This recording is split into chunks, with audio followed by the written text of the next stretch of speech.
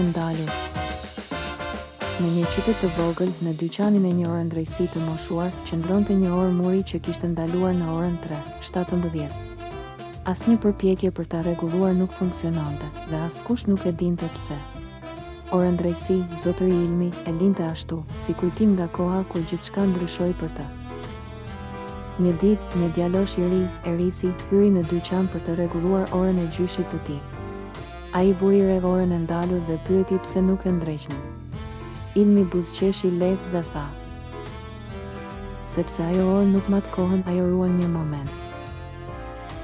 Kur Erisi nguli këmbë për ta parë nga afër, gjatë prekjes së mekanizmit, ora papritur filloi të punojë.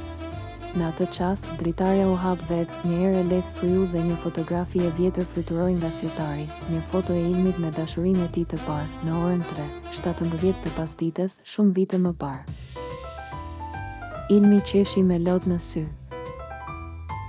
Ndoshta ora nuk ishte e prishur, ndoshta priste dikë që ta çonte kujtimin përpara.